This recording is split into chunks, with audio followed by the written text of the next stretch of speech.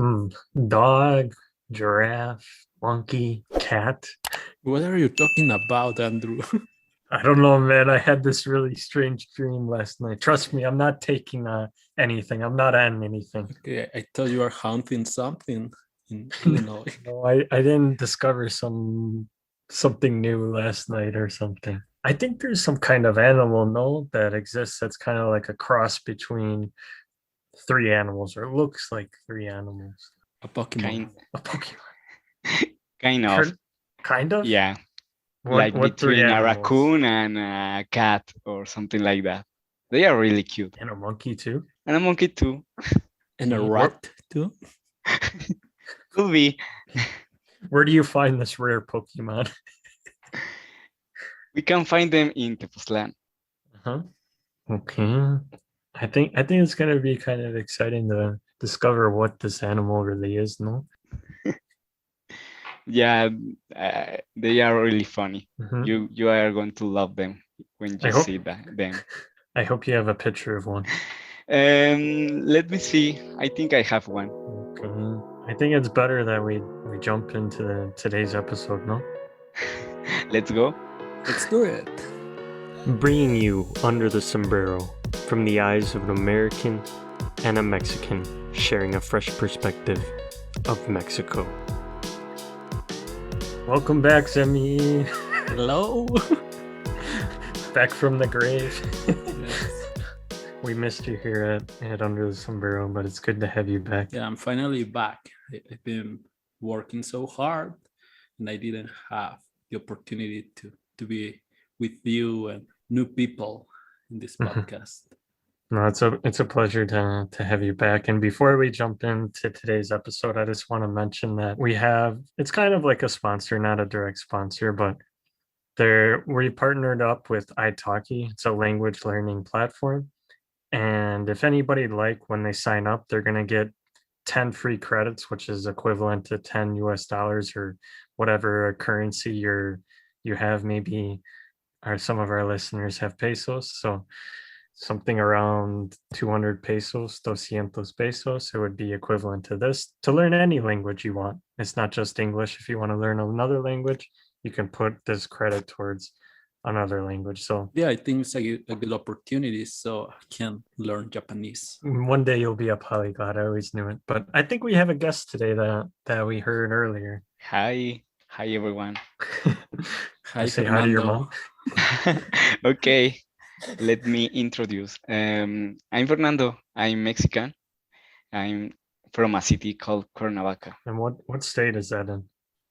in Morelos State. It is located below Mexico City, really close to Mexico City. Do people ever make a joke that it's Mexico City's backyard? Yeah, some people think that.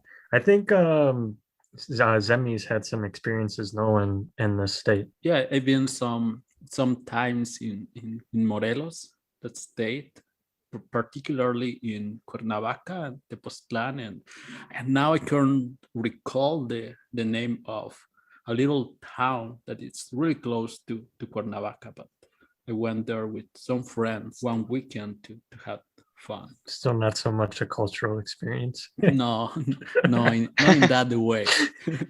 Not really. So what was it? What's it kind of like? I know you haven't lived all your life in Cuernavaca, but what's kind of your life been like growing up in Cuernavaca? Yeah, I was born and raised in Cuernavaca, and I found really a quiet city, really beautiful. I think it was the best city to born and raise for me. What reason do you have behind that it was like the best city to be born and raised? Because, for example, if we know Mexico City, Mexico City is really a chaotic city, and if we compare to Cuernavaca, it's really quiet, and as a kid, you enjoy a lot to be in Cuernavaca for the weather, and also because it's a small city, and there are many places, beautiful places to go. Very good. I saw Zemi calling for a timeout when you mentioned that maybe that Mexico City's a little chaotic. It's a little more peaceful growing up in Cuernavaca as a kid and kind of like maybe a better experience. Agree to disagree because I love living in Mexico City. But I understand the perspective of Fernando because I grew up in a small town as well, something similar to Cuernavaca. So when you see this big city, Mexico City, there is this difference between living in a peaceful place instead of living in a chaotic city, as he said. So now that I'm living in Mexico City, I have another perspective or another point of view of living in this city. So I enjoy living in Coatepec, and I understand that, but now I prefer living here in Mexico City instead of a small place like Cuernavaca. I can understand that it's kind of like any like big city, small town. You get the experiences of both, and you're probably going to have a preference. But for you, Fernando, what do you have a preference of now? Because I know you've been in Mexico City for a few years now. What do you prefer? I prefer Mexico City now. Even though it's chaotic? Yeah, I like as an adult, I like Mexico City more because it have a lot of possibilities to do on a weekend or in a evening. Would other people from Cuernavaca say the same thing? Yes, actually, the people around my age like a lot Mexico City. Young Not people. everyone wants to. Huh? Not everyone wants to live there, but they like to go on a weekend, maybe. What were you saying, Jimmy? Yes, I was saying that we young people love living in Mexico City. Who said you were young? We all know you're 84. Now I'm young. Now I'm 21 years old. At least once a podcast episode, I need to mention that you're 84. It's a tradition at this point. It's because I'm a liar, depends on fire. You should have never mentioned that your secret to not getting old was drinking a lot of water. Yeah, but I'm doing that because nobody will know my real age. Are you like some kind of secret FBI agent or something? No, not really. Oh, you. All good. But kind of to talk about like the city Cuernavaca, what is the weather like? I heard that maybe that's like one season all year round. Yeah, we have the eternal spring here. Uh-huh. It's always around 27 degrees and a really cool weather to go outside to swim in a pool or do something like that. For the people that don't know Celsius, maybe just to say that 27 degrees Celsius is around like 80 degrees. So just for people not to get confused, maybe they think you live in like a frozen tundra or something. No, you're right. We have to explain that. Oh, you're good.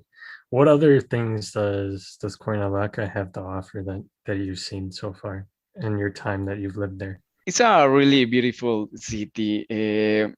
Visitors came most for to rent a house and with a pool. But sorry, getting a cold. We have another thing to do. We have museums, a few museums, and a lot and good places to go. What's kind of like the downtown like there in Cuernavaca?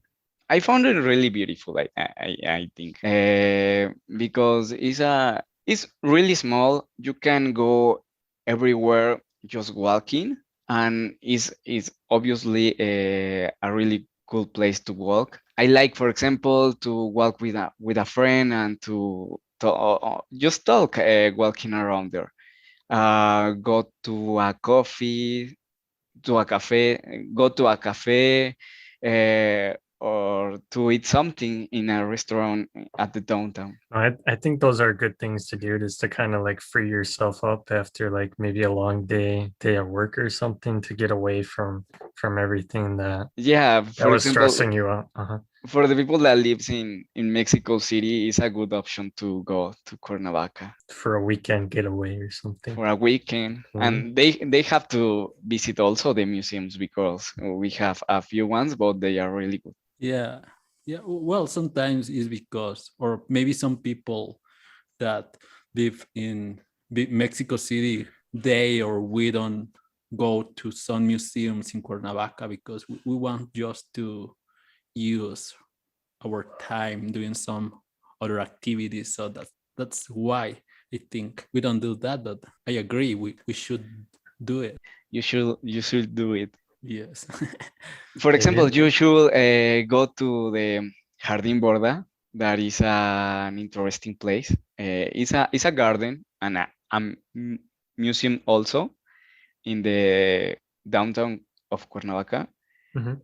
And it's a beautiful place because there you have many trees and plants that you see, and it's really different the landscape between Mexico City with only cars and big buildings. So to walk in Cuernavaca, to see many trees and things like that, I think it's a good experience to do. We have another things to do in Cuernavaca, not only pools or something like that. Getting stereotypical here, huh? Eh? Maybe throwing some shade at Semi. Pool.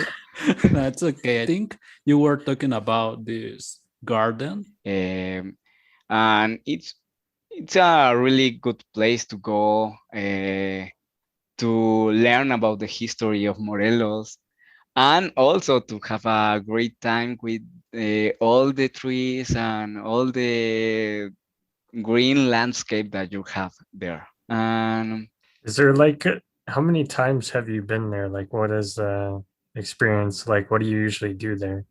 in Jardín Borda many times. All my life, I have been visiting that place since I was a kid. Always the school must have a trip to go to the Jardín Borda. It sounds like the same thing for Zemi growing up in around Mexico City and everything to go to El Museo de Antropología. Well, more with his family, but also with school, no?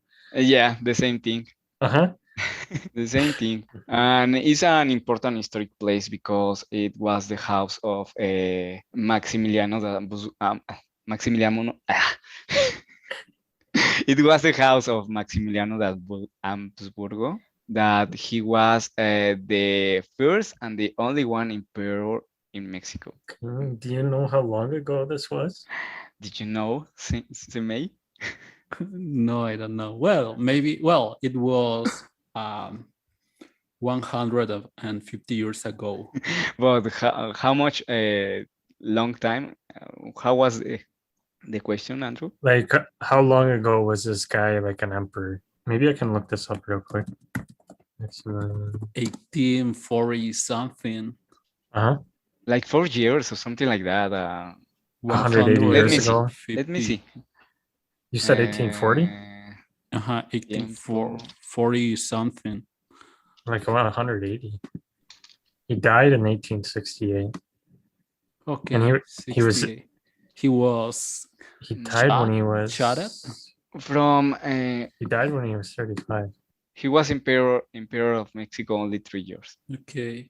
Can you tell me again the name of this garden or this museum? Because I think next weekend I'm gonna go to Cuernavaca. You should go and visit this place. Okay, And I'll do other it. ones. Jardín Borda is the name. Okay, thanks. Also, it have a small lake and a few animals in there. So it's a really good place to go. Do they have this crazy animal that Andrew was talking in the beginning? No. No. In this place, only dogs, but they are crazy too. They steal your food. Oh my lord. What happens if you don't have food? Hey, you chew? They found it in the trash.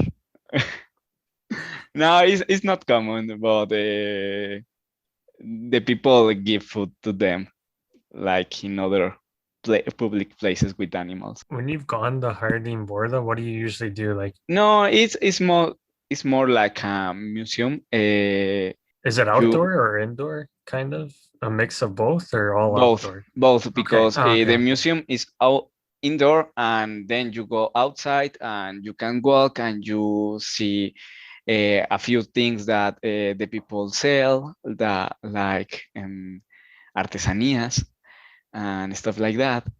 And not for it, I think you can't. No, you can't introduce food to the place, but you can buy a handcrafted thing or something like Is that. that something you usually do? Like maybe, I know you said you've been there millions of times. Do you usually buy one of these handcrafted items as like kind of like a souvenir type of thing, or some of your friends? Never, actually never, boy. But I have buy candies, traditional candies, and something to eat. Okay. Sounds like a relaxing time. And isn't there like an interesting fact about like the owner of this museum? And yeah, it's an historic place because this place was the house of Maximiliano d'Ambus. How do you say that name? We're leaving this in. Maximilian of Habsburg in English. That guy. You don't have to say it anymore. No. We'll save you the trouble. Okay. Who is this man? He was the first and the only one emperor in Mexico. I didn't know they had emperors in Mexico. That's quite interesting. Yeah, it was only 3 years as emperor. You are making me angry because when we were talking about What? Chapultepec Castle, I told you that we have an emperor here in Mexico because that person or that guy that we can pronounce his name, he was living in Chapultepec Castle. So why are you saying that you didn't know that? Yeah, I know, but in Cuernavaca he had another house. He was a rich guy. Yeah, obviously. I mean, obviously, if anybody that has more than one house probably has some money. Not me. You're just trying to embarrass me now. Yes, I saw the opportunity and Well, you took it. We can leave that in there. I don't have a problem. I can face the shame. I have no problem with this. Okay, perfect. There's another museum you enjoy too, Fernando, in Cuernavaca, no? Yeah, there is another museum that I like. It's pretty new. Only 5 years ago was open for first time. It's an contemporary art museum, and I like a lot this type of art. And we don't have too many expositions of contemporary art here in Morelos, so that's why I think it's an important one. Could you compare it to like Museo Jumex or Museo Suamaja in Mexico City? We can compare to them, but obviously the building is not so big as in Mexico City. Sure. But the expositions are in the same way. Or how many times have you been there in that museum? Not so many times, actually. Only like 4 times because... 4 times? Yeah, because... It's quite a few. Yeah, 4 times is you act like for me. You act like 4 times is like Do you think that? Yeah, 4 times to a museum, I think is a lot of time. Yeah, but the exposition changed every 6 months, so interesting to visit many times. I mean, you've been there at least twice a year, and that's a good amount, I think. To kind of like move on, so like, man, we've been holding out on everybody for a while here, talking about lion, cat, dog, monkey, whatever you want to say with raccoon. That's okay, because then we have too much material to cut and to work on that. So I think. It's okay. It's okay. Where is this interesting animal from? These animals are from Tepoztlan. We can found them in Tepoztlan. Tepoztlan is a town, a famous town in Morelos, like 40 minutes away from Cuernavaca. It's a really famous town because it is beautiful, and also because it have a famous hill called the Teposteco, and you can climb this hill. I don't know if we need to same climb, because there is a way to just go to the hill, to the top of the hill. Unless you're trying to climb the hill, like you're grabbing onto the hill, maybe. Maybe it's N- not quite like that. No, you don't have to do that. It's a really quiet climb, and but I like a lot the experience. I have only been there once. It takes like an hour to arrive to the top, and when you arrive to the top, you can see a pyramid. ¿Cómo se dice pirámide? Pyramid. Uh-huh. When you are up to the top, you can see a pyramid, and also you have a great view of the town with a great landscape, many trees, the town, and another hills that you see there. There is where you can find these animals that are called coatis.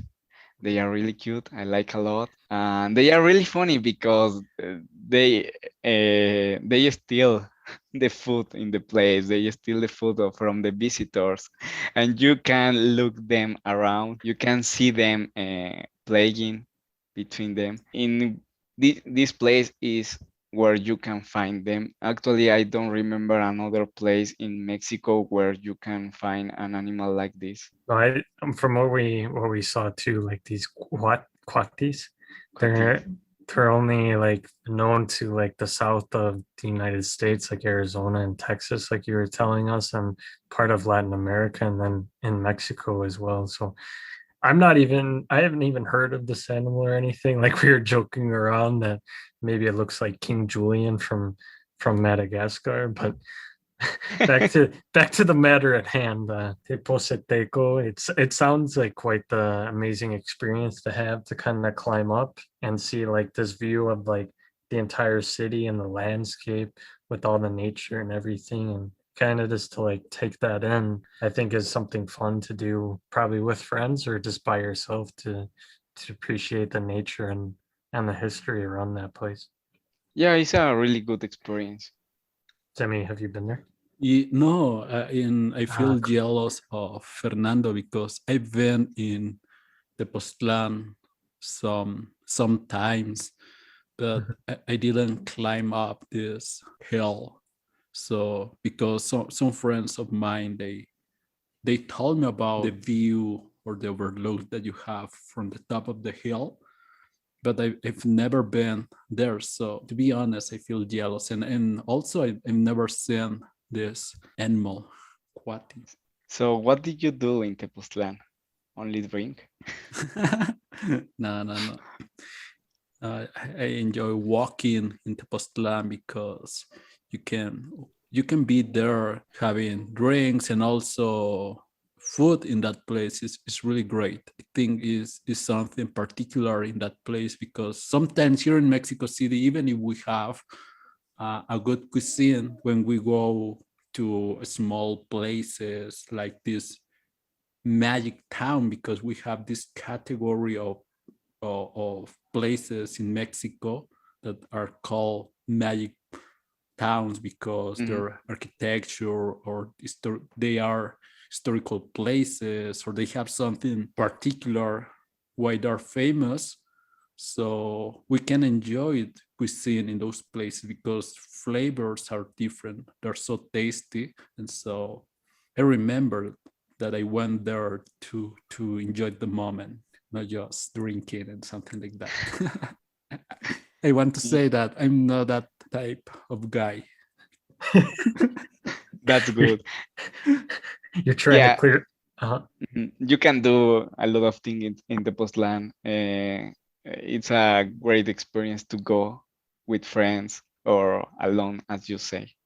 Very good. And what things, like, just before we end, what things are there to eat in this Pueblo Mexico or this magic town? You can go to as in every place in Mexico, you can go to the mercado, Uh-huh.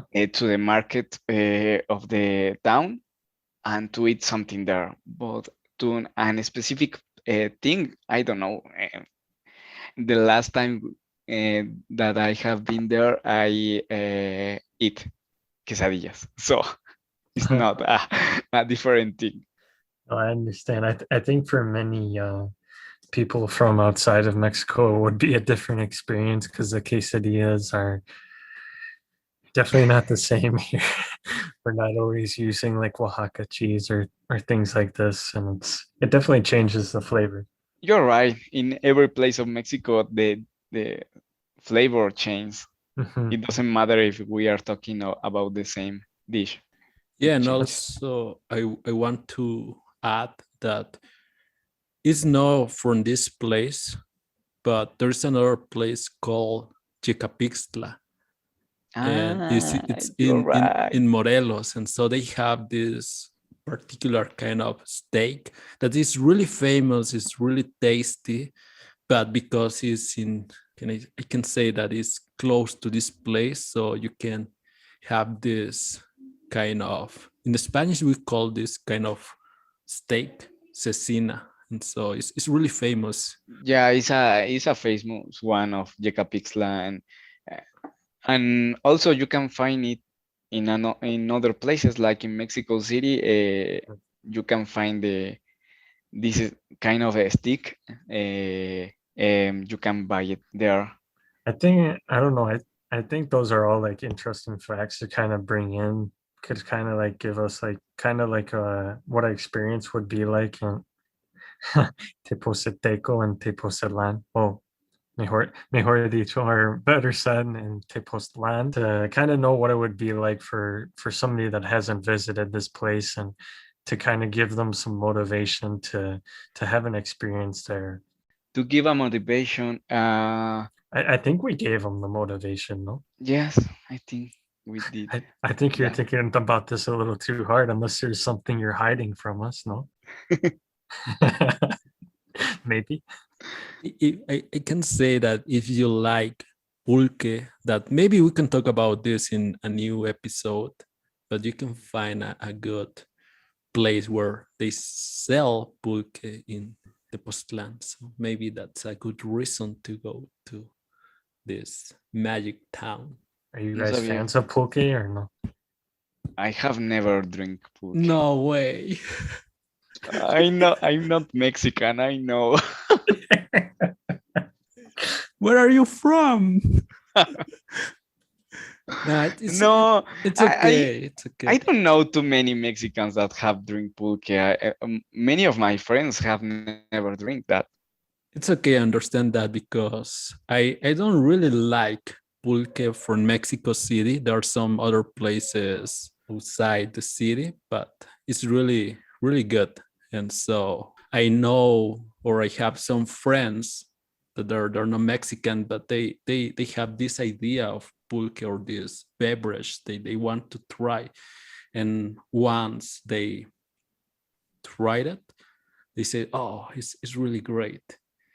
Mm. Sometimes I don't like the flavor because the consistent is different, but when you find a good pulqueria, that is the place where they sell this beverage, you say, it's something really good. So I think it's a good option going to that place. Just to kind of not leave people hanging, what's like the flavor of pulque? There's different flavors of pulque, no? Yes, there are different flavors, but there is one that is the natural pulque that is, I can't remember the name. The different pulques with fruit or something else, they are called curados. So some people say, I don't like this consistency and I don't like to try that. But it's in that place there is a good pulqueria. No, that makes sense. Like some places probably don't have it, like in Cuernavaca, and there's not really like a pulqueria as you were saying. So I mean, Yeah. sometimes the opportunity is missing for some people. You got to go search for it to find like a good pulque, or in other cases, like not every place has good deep dish pizza. I'm just gonna say that right now, or good pizza. Not all You are good places. saying that because you are from Chicago. Yeah, exactly. Not all places have good pizza. So it's kind of like different things. Like some places are known for these things, or there's certain places you go to have a good experience of to taste some of the best. So it makes sense. But I think we should be wrapping up today's episode and everything. It was a pleasure to have you on, Fernando, and thank you for making the video again. I mean, we forgot to even mention that in the beginning, but we're really happy with how everything turned out for that. Thank you, Andrew. I enjoy a lot to do the video. I enjoyed this episode with you as well. It was a great experience. I enjoy it also. Thank you, Semei. Thank you. Thank you, Semei, too. Sorry. Show up. No. I understand that because I've been so lazy, or well, I've been doing some other activities that I let this project away, but I'm back. No, you're all good. You're all good. It happens from time to time. But as always, everybody can follow us Under the Sombrero on our social medias, and we'll be back with another one in the following week. And thank you again to both of you for doing this podcast. So I'm Andrew. And Fernando. Semei from Mexico. There you go. Goodbye, everyone. Bye.